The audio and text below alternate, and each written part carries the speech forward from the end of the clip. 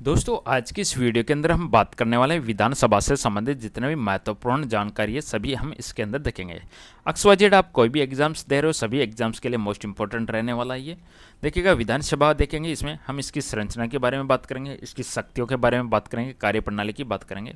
Exam के दृष्टिकोण से काफ़ी इंपॉर्टेंट रहने वाला है दोस्तों। सबसे पहले देखिएगा हम इंपॉर्टेंट चीज़ें यहाँ पे कवर करें तो इसका जो कार्यकाल होता है दोस्तों वह 5 वर्ष का इसका कार्यकाल होता है। विधानसभा सदस्य हैं, यह विधानसभा का जो कार्यकाल है वह 5 वर्ष का होता है। 5 वर्ष तक चले तो चले, यदि उसको बहुमत नहीं मिलता है तो यह पहले भी विघटित किया जा सकता है दोस्तों। तो राज्यपाल के द्वारा पहले से विघटन इसका संभव है। विशेष परिस्थितियों में राज्यपाल इसको विघटित कर सकता है। क्यों? यदि किसी के पास में बहुमत नहीं है सरकार के पास में तो वह विघटित कर सकता है। देखिएगा न्यूनतम आयु की बात करेंगे तो एमएलए बनने के लिए, विधानसभा का सदस्य बनने के लिए मिनिमम आयु है वह 25 वर्ष रखी गई है, जैसे कि लोकसभा का सदस्य बनने के लिए भी 25 वर्ष निर्धारित है। सत्र अवसान की बात करेंगे तो सत्र की समाप्ति का आदेश है ओनली राज्यपाल दे सकते हैं। कोई भी सत्र है उसकी समाप्ति का आदेश राज्यपाल दे सकते हैं। गणपूर्ति कोरम की बात करेंगे दोस्तों, जो भी कुल सदस्य हैं उसका 110 होना जरूरी है। बैठकों के संचालन हेतु अनिवार्य उपस्थिति कितनी होनी चाहिए? जो भी टोटल सदस्य संख्या है उसकी 1/10 होना जरूरी है, वेरी इंपॉर्टेंट है। आगे हम बात करेंगे सामान्य नियम की बात करेंगे। कोई भी विधानसभा के अंदर कम से कम सदस्यों की संख्या 60 होना कंपलसरी है और मैक्सिमम सदस्य संख्या दोस्तों 500 होना जरूरी है। तो कम से कम कितनी हो सकती है? कम से कम 60 हो सकती है और ज़्यादा से ज़्यादा 500 हो सकती है किसी भी विधानसभा के अंदर सदस्यों की संख्या। लेकिन इसका कुछ अपवाद भी है। अनुच्छेद 371 के तहत विशेष प्रावधान रखा गया, तो ये आर्टिकल भी आपको ध्यान में रखना एग्जाम के दृष्टिकोण से वेरी इंपॉर्टेंट है। 371 370 वाला जम्मू कश्मीर से संबंधित था, 371 है। इसके तहत क्या है देखिएगा, मिनिमम सदस्य संख्या 60 होनी चाहिए, लेकिन गोवा के अंदर क्या है 40 सदस्य हैं। मिजोरम के अंदर मिनिमम सदस्य संख्या 40 है, मिनिमम क्या मैक्सिमम में 40 है यहाँ पे। सिक्किम के अंदर 32 सदस्य हैं। सिक्किम विधानसभा के अंदर 32, मिजोरम विधानसभा में 40 है और गोवा विधानसभा में 40। एग्जाम के अंदर ऐसे क्वेश्चन ज़्यादा पूछे जाते हैं, इस चीज़ का थोड़ा सा ध्यान में रखिएगा। जो अपवाद वाले क्वेश्चन होते हैं एग्जाम में ज़्यादा आते हैं। अब देखिएगा आरक्षण की बात करेंगे हम। राज्य की जनसंख्या के आधार पर SC ST के लिए सीटों का आरक्षण रखा गया है और वह रखा गया आर्टिकल 332 के तहत। Very very very important article है एग्जाम का दृष्टिकोण से। आर्टिकल 332 के अंदर राज्य की जनसंख्या के आधार पर SC ST के लिए सीटों का आरक्षण रखा गया है, अनुसूचित जनजाति और जाति के लिए, दोनों के लिए। अब हम बात करेंगे स्पीकर के बारे में, थोड़ा सा बात कर लेते हैं। विधानसभा अध्यक्ष की हम बात करेंगे। विधानसभा अध्यक्ष सामान्य परिस्थितियों में क्या करता है? सामान्य परिस्थितियों में बैठकों का संचालन करता है और सामान्य परिस्थितियों में अपना वोट नहीं देता है, यानी अपना मतदान नहीं करता है। लेकिन टाई की स्थिति होगी, पक्ष और विपक्ष के अंदर दोनों के अंदर बराबर वोटिंग आ गया, तब क्या होगा? तब अपना निर्णायक मत देगा। तो इसको निर्णायक मत देने का अधिकार है, लेकिन सामान्य परिस्थितियों में मत देने का अधिकार नहीं है। दोनों चीज़ें ध्यान में रखने का। अब विधानसभा अध्यक्ष को यदि हटाना है तो क्या होगा? यदि पद से हटाने का प्रस्ताव विचाराधीन है तो वह अध्यक्षता नहीं कर सकता। ये एग्जाम के अंदर क्वेश्चन पूछा जा सकता है आपसे। यदि विधानसभा अध्यक्ष के खिलाफ कोई हटाने का प्रस्ताव विचाराधीन में है तो वह विधानसभा की अध्यक्षता नहीं कर सकता। अब उसके पास में कुछ विशेष अधिकार भी है। वह अंतिम निर्णय किसी विधेयक को धन विधेयक माना जाए या नहीं, इसका निर्णय केवल विधानसभा अध्यक्ष करता है दोस्तों। तो धन विधेयक के ऊपर एग्जाम में काफ़ी बार क्वेश्चन पूछे जाते हैं। अब विधानसभा की शक्तियों के बारे में बात करेंगे, इसके कार्य की हम बात करने वाले हैं दोस्तों। इसके जो भी शक्तियाँ और कार्य है उनमें विधायी शक्तियाँ, वित्तीय शक्तियाँ, कार्यपालिका, संवैधानिक और निर्वाचन संबंधित शक्तियाँ और अधिकार उसके पास में है। निर्वाचन संबंधी अधिकार भी है उसके पास में। अब देखिएगा सबसे पहले हम बात करेंगे यहाँ पे विधायी शक्तियों की बात करेंगे। विधायी शक्तियों में विधि निर्माण की हम बात करेंगे। विधि निर्माण में सबसे पहला पॉइंट आता है राज्य सूची। तो विधानसभा है उसको राज्य सूची के विषय पर विधि निर्माण का अनन्य अधिकार प्राप्त है। ये चीज़ ध्यान में रखिएगा, राज्य सूची के विषयों के ऊपर वह विधि निर्माण करने का उसके पास में अधिकार है। अब हम संवर्ती सूची की बात करेंगे। देखिएगा ये एक गोला बनाया है, यहाँ पे ये गोला बना दिया, ओके।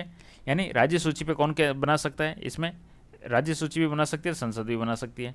अभी इसमें भी देखिएगा ये गोला आया, इस गोले में संवर्ती सूची पे संसद और राज्य विधानमंडल दोनों को अधिकार है, दोनों को अधिकार है। लेकिन ये कुछ पार्ट है, इस पार्ट के बारे में देखिएगा।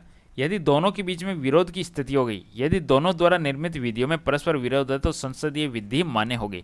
राज्य ने अपना बना दिया, संसद ने अपना बना दिया, दोनों के अंदर विवाद है, तो उस विवाद के अंदर किसका वैलिडेशन रहेगा? संसद का वैलिडेशन रहेगा। इस चीज़ का ध्यान रखिएगा। अब वित्तीय शक्ति की बात करेंगे। वित्तीय शक्तियों में धन विधेयक पारित होने की प्रक्रिया की बात करेंगे। सबसे पहले स्टेप 1 में क्या होता है, उसको विधानसभा में प्रस्तुत किया जाता है। जैसे कि लोकसभा के अंदर धन विधेयक को प्रस्तुत किया जाता है, वैसे ही राज्यसभा के विधानसभा के अंदर इसको प्रस्तुत किया जाता है। दूसरे स्टेप में क्या होता है, पारित होने के बाद विधान परिषद के पास प्रेषित होता है। किसी राज्य के अंदर विधान परिषद है, किसी में नहीं है, तो 6 राज्यों के अंदर ही विधान परिषद है, इस चीज़ का ध्यान में रखिएगा। तो पारित होने के बाद विधान परिषद के पास में जाता है। अब विधान परिषद के पास में 14 दिन का लिमिट रहता है कि आप उसमें ओनली रिकमेंडेशन कर सकते हो, अस्वीकार या संशोधन नहीं कर सकता विधान परिषद, इस चीज़ का ध्यान में रखिएगा। ओनली अपनी संस्तुति दे सकता है विधान परिषद। उसके पास में 14 दिन का समय होता है। यदि 14 दिन में वह कोई डिसीजन नहीं लेता है तो वह ऑटोमेटिक पारित मान लिया जाता है। 14 दिन बाद दोनों सदनों द्वारा पारित माना जाता है। राज्यपाल की सहमति इसमें अनिवार्य है। दोस्तों वीडियो को लाइक शेयर भी कर दीजिएगा, चैनल को सब्सक्राइब कर लीजिएगा, घंटे के निशान को दबा लीजिएगा यदि वीडियो पसंद आता है तो। अब अगला हम बात करेंगे यहाँ पे कार्यपालिका पे नियंत्रण की बात करेंगे। कार्यपालिका पे नियंत्रण क्या होता है, जो भी मंत्रिपरिषद है सामूहिक रूप से उत्तरदायी होती है। मंत्रिपरिषद सामूहिक रूप से विधानसभा के प्रति उत्तरदायी होती है। आर्टिकल ध्यान में रखिएगा, एग्जाम के दृष्टिकोण से वेरी इंपॉर्टेंट आर्टिकल है, आर्टिकल 164(2)। मंत्रिपरिषद सामूहिक रूप से विधानसभा के प्रति उत्तरदायी होती है। यदि अविश्वास प्रस्ताव पारित हो जाता है तो कंप्लीट का कंप्लीट मंत्रिपरिषद ढह जाता है। परिणाम, समूचे मंत्रिपरिषद को अनिवार्य रूप से त्यागपत्र देना पड़ता है यदि अविश्वास प्रस्ताव पारित हो जाता है तो। अब इसके संवैधानिक संशोधन और संघीय स्वरूप की हम बात करने वाले हैं। यदि कोई संविधान संशोधन विधेयक भारत के संघीय स्वरूप को प्रभावित करता है, इस चीज़ का ध्यान में रखिएगा। यदि सेंट्रल गवर्नमेंट संसद के अंदर कुछ ऐसा करती है जिससे भारत का संघीय स्वरूप प्रभावित होता है, उस केस में क्या होता है, संसद के दोनों सदनों के द्वारा तो उसको पारित होना ही होगा। उसके अलावा प्लस में आधे से अधिक राज्यों के विधानमंडलों को भी उसको परमिशन लेनी जरूरी है, उसकी पुष्टि जरूरी है।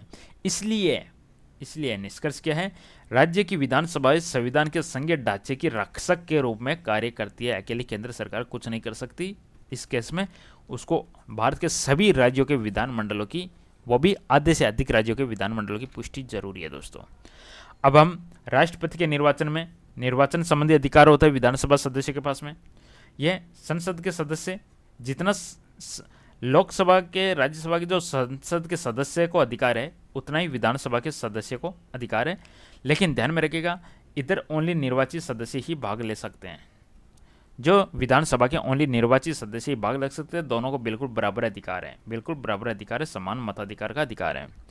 एग्जाम पॉइंट ऑफ व्यू से कुछ महत्वपूर्ण अनुच्छेद जो मैं रिवाइज करवा देता हूँ। आर्टिकल 332 क्या है, विधानसभा में SC ST के आरक्षण से संबंधित है। आर्टिकल 371 है, विशेष राज्यों के लिए अपवाद है। गोवा के अंदर 40 सीट है, मिजोरम में 40 सीट है और सिक्किम के अंदर 32 सीट्स है। और आर्टिकल 164(2) है, मंत्रिपरिषद का सामूहिक रूप से उत्तरदायित्व है विधानसभा के प्रति। दोस्तों ये था छोटा सा सेशन दोस्तों, इसके अंदर विधानसभा कंप्लीट कवर करने की कोशिश की है मैंने। पसंद आया लाइक कीजिएगा, चैनल को जरूर सब्सक्राइब कीजिएगा। बहुत बहुत धन्यवाद, थैंक यू।